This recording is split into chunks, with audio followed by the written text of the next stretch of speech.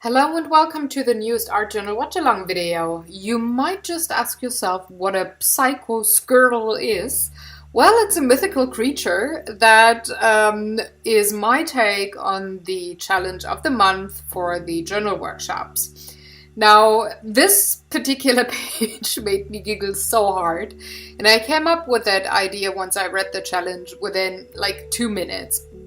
And to produce the page, I'm actually starting off by using watercolor pencils to outline and sketch the creature, and then I'm going to actually paint the whole thing with watercolors too. But I'm using little pans for that of my high quality watercolors, not the pencils that I'm currently using to outline everything. Now the creature is my own creation. It's a mixture of a turtle, a Scorpio, and Psycho Quack or Psycho Duck, depending on what country you live in. You might know that Pokemon under a different name. Now, also you might ask yourself why the heck I chose these 3 animals or creatures to make one big one. And the answer is turtles are my favorite animals, so I had to take them. I'm a Scorpio when it comes to zodiac signs, and my favorite Pokemon and our favorite plush animal in our household is Psyduck. You might have seen him on the couch with us every Sunday. He's the management manager, and we have a suit for him and tie and everything, so he's just adorable. And I thought he needed a new costume, which or a new outfit, which is the turtle shell and new arms and a new tail of the Scorpio. So for coloring the sorry, I have to giggle again.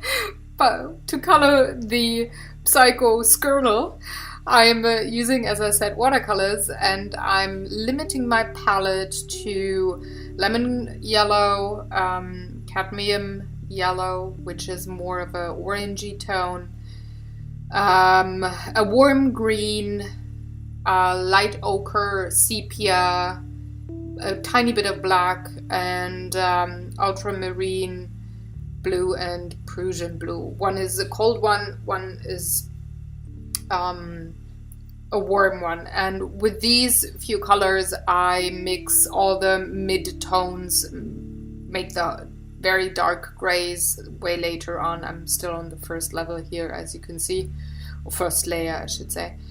And that actually is enough color to, or they're the basic colors, so I can mix pretty much any color I like. And depending on how much water I add to the watercolor, I can make it really light or have it really dark and be very saturated. Now, it's in order not to have everything blend together and become this muddy brownish grayish thing, I'm jumping back and forth between different parts of the creature. So I started with the face and then went on to the feet, which were in the same color, and then I went on to the shell and jumped from the middle section to the right one to the left part, having those Scorpio claws in the middle to separate both fields and have enough liquid evaporate before I go into the adjacent fields of the creature there. I want to make sure that you can really see the colors, that they are not blending together and blooming and all of that, because I'm still adding quite a lot of water, especially when it comes to the shadow parts that are not the very dark shadows, but like I'm doing now, I'm having like a mid dark section, which I pull way more into the middle of especially the turtle shell, before I go in once again with a very dark, very saturated brown, green, gray, whatever, to have the deepest shadows come out. And like that, I'm just painting the whole thing, going back and forth, adding depth, adding different kinds of colors, different kinds of saturation of colors, to create the Psycho-Scurtle. And I'm then taking a bit of ink to give it like an illustration-y kind of a look and outline everything with a bit of Indian ink. But before that, I want to make sure that I have all the watercolor parts that I want to have on the Scurtle. I want to have them painted and be ready, so I'm only adding ink at the creature for the last thing.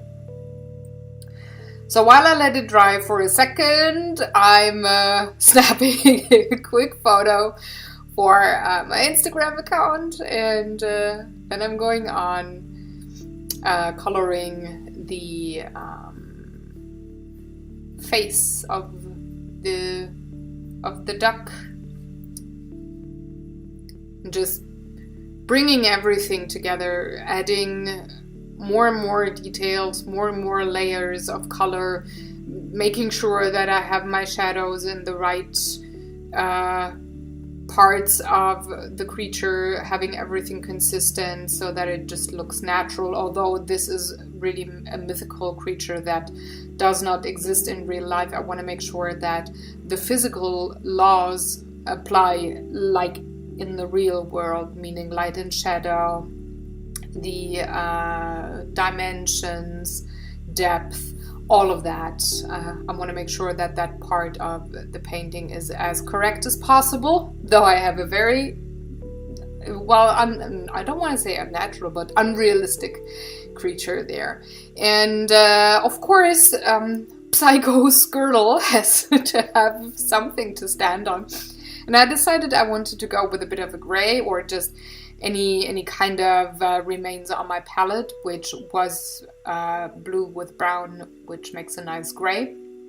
So I set him on a pedestal stone kind of thing, and a tiny bit of grass, so there's just a hint of green there.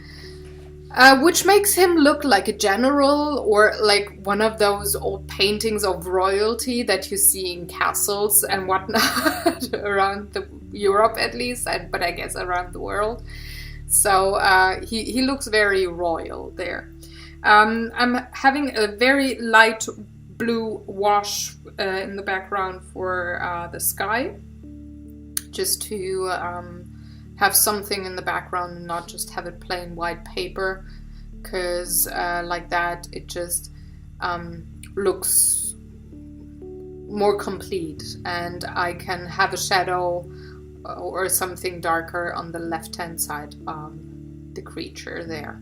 So now that all the watercolor is dried, I'm just inking up everything with black Indian ink, and then I'm using my white gel pen to add some highlights, and I'm setting down the date with my black marker, and that's already that. So the whole page took me 2 hours plus drying time, and I really enjoyed working on this one. It's I like these kinds of paintings. I like the quirky kind of paintings where you have something that is actually recognizable, like this posture of somebody. Like I said, it reminds me of those royal paintings from back in the day, 1700.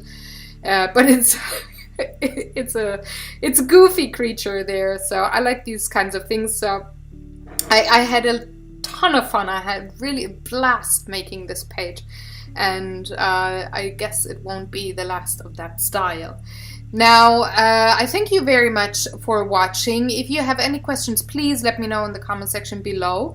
Also, I would very, very much appreciate if you liked and shared this video. Also, if you haven't already, please subscribe to the channel. I got lots of videos for you every week. Most of them are art videos. There's, of course, the board game video every Sunday too. So thank you once again. Have a very good day, and I will see you on the next video. Take good care.